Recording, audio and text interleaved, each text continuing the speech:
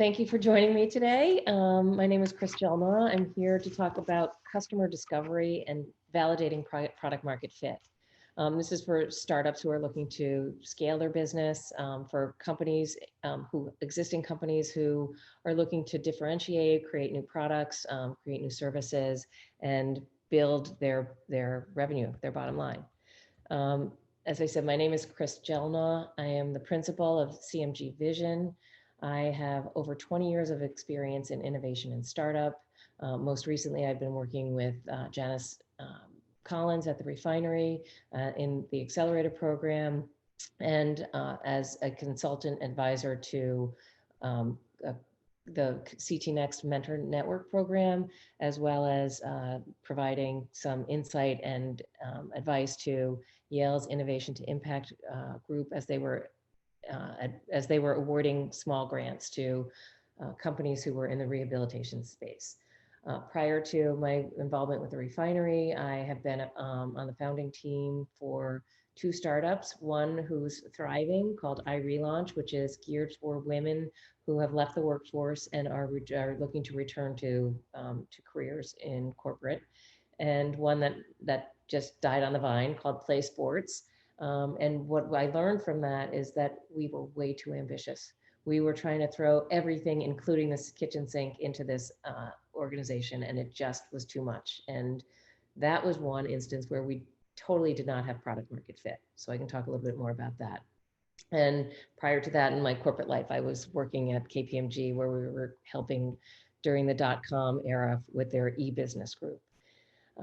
At CMGVision, I conduct some product market fit audits and really help companies understand what the customer is asking for and how to uncover market opportunities.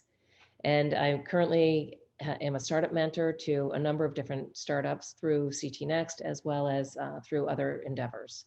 And I also have experience as a qualitative market researcher, which helps with the product market fit diagnostics. So today, what I want to talk about is just some of the quick basics. What is product market fit? What's the difference between product market fit and product solution fit? Understanding some of the customer motivations for selecting different products and services in the marketplace, and the methodologies for successful testing. So this is sort of a basic slide. Product market fit is essential for sustainable growth. Of course it is. But what people sometimes think is that product solution fit is product market fit. And the difference is, there's an old adage, right? If you give a man a fish, he'll eat for a day, but if you teach him to fish, he'll eat for a lifetime. So product solution, you give him a fish, he's not hungry, but that's not sustainable. So what you want is product market fit, where it's something that's sustainable and you become a must-have in your consumers' minds.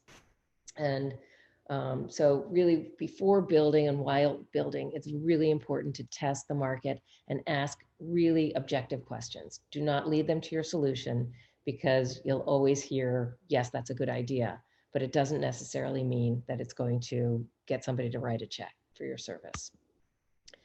So the product opportunity, many of us have done this, right? We've identified a problem in the marketplace, and we think that we've got the most unique solution that's going to fit right in the middle of the opportunity and the solution and what's available in the marketplace. But so it's really identifying this unique problem to be solved and understanding the extent of the pain.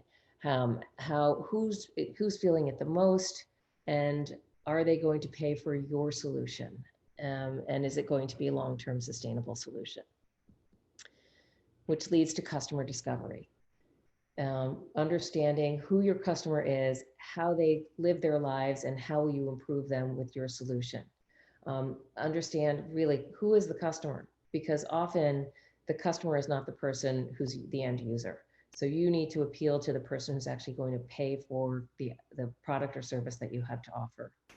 And understand that you've got a value proposition that meets the customer, the payer's need, as well as the end user's needs. And that's really going to be better than the alternatives, and understand what the alternatives are. Sometimes the alternative is nothing, and that's good enough for people. So really figure out what's so compelling about your solution. and identifying that specific need that the customer has, and how much you can improve their lives again. And once you figure out if you've got this right mix of products and solutions, are you able to acquire and retain those customers? And from there, continue to improve it and scale it. An example that many of you may have heard is a professor from Harvard, Clay Christensen. He is the inventor of a methodology called Jobs to be Done, where he really talks about how customers are sort of renting a solution. And one of his most famous experiments was he was working with a fast food company who was experienced. They had all this great market intelligence, and they've done all of the slicing and dicing their target customers based on profiles, and they wanted to figure out how to improve the sales of their milkshakes. So this is the milkshake example. And what he did is they put a team in place to actually observe customers buying the milkshakes at what time of day, and then do some interviews as to why they were buying the milkshakes. And what they found out is that all of their slicing and dicing of these market dynamics was not even close to the mark, because when they saw 40% of the customers were buying these milkshakes in the morning. And so then they continued to dig deeper to find out, well, why are they buying it in the morning? And so the answer came, it's a boredom solution. I've got a long, boring commute, and this is going to help me get through it. It's a fun kind of treat in the morning, and it satisfies my hunger, and it is, it's got some nutritional value. So all of the things that they were thinking about really boiled down to the customer choices, and the customer then really stating what the value is to them. And so that's really important as you start to continue to roll out your business, and making sure that as you talk to customers, as you target your customers, you're asking the right questions, and making it open-ended questions so that you're going to get the right feedback.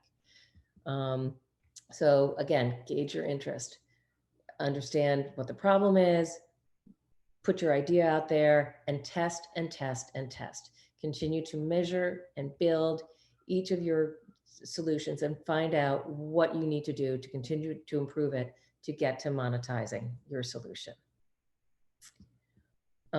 So as I said in this milkshake example, there are multiple motivations for customers to make their decisions.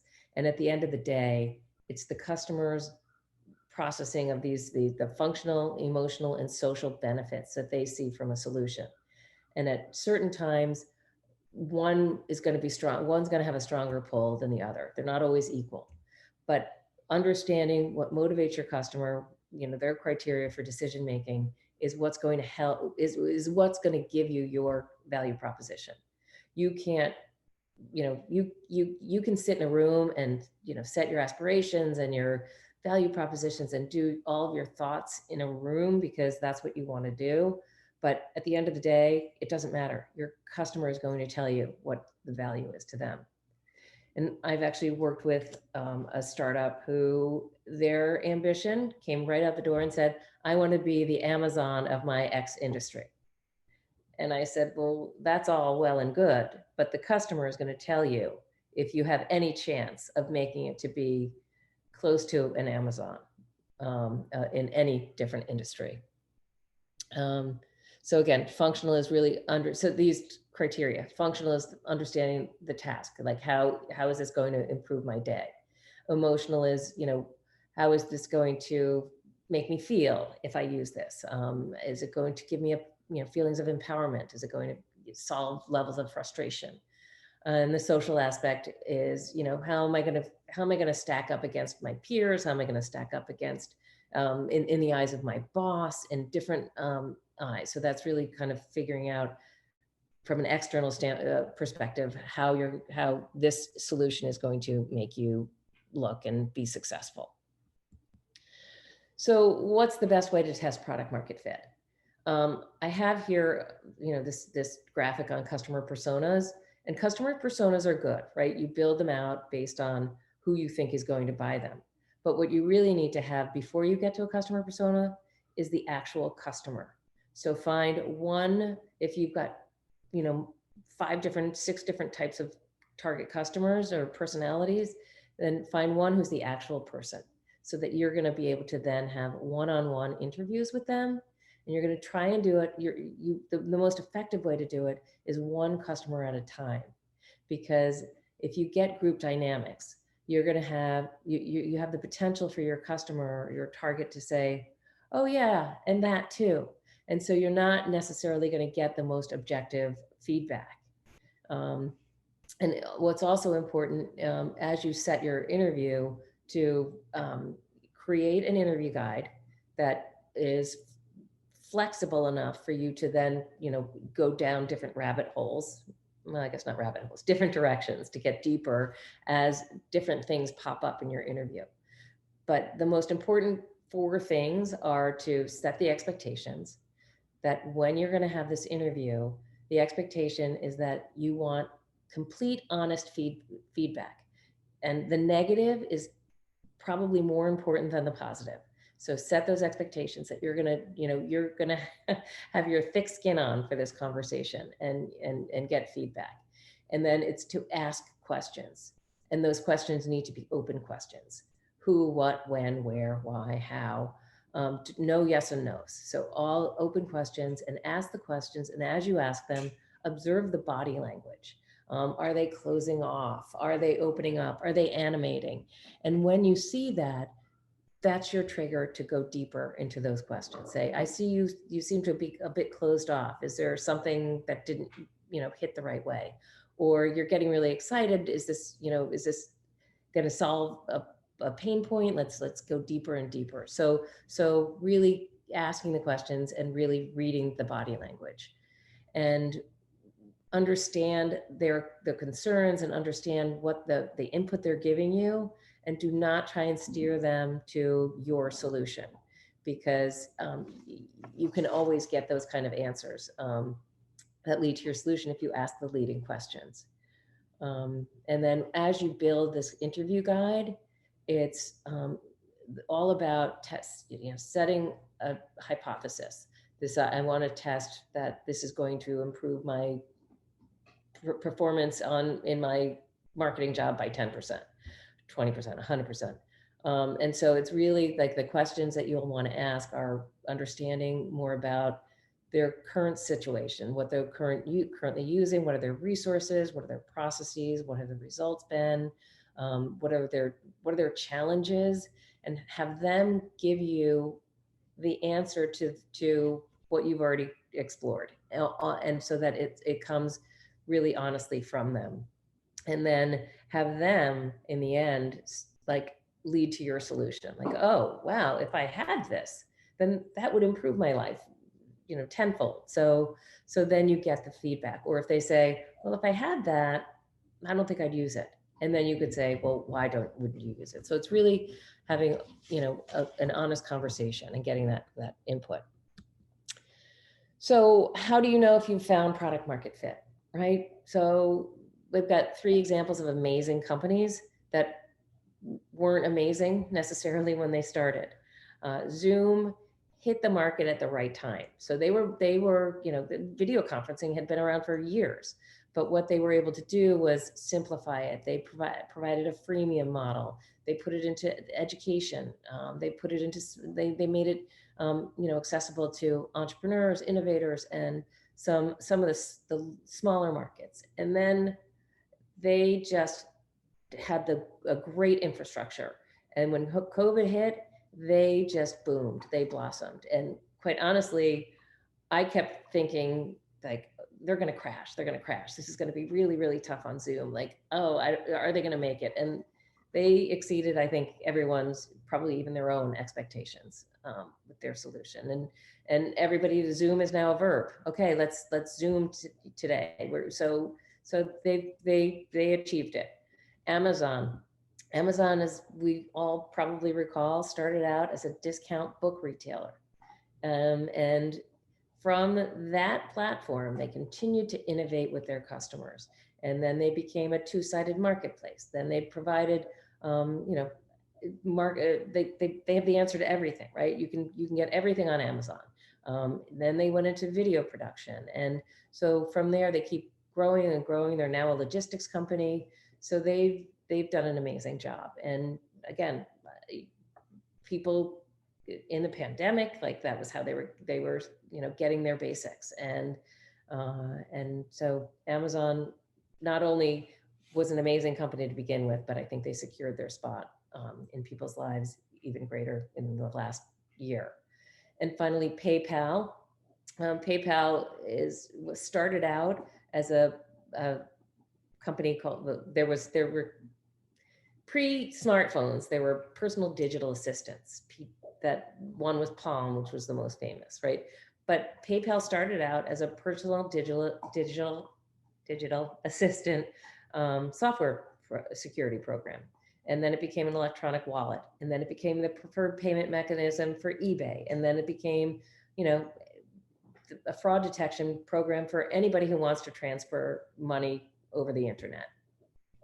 So all these companies started out with one idea, although Zoom sort of stayed in with what their main goal was to begin with. But Amazon started, grew, launched, pivoted, PayPal, same thing.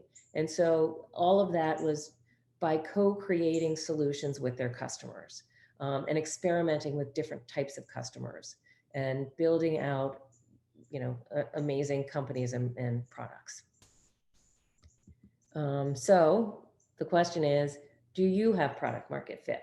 And how will you find out that you're truly product market fit versus product solution fit, and that you've got sustainability for the long term, that you've actually got a vision for what might come next as you start building and launching and working with your customers. And with that, I open it up to Q&A.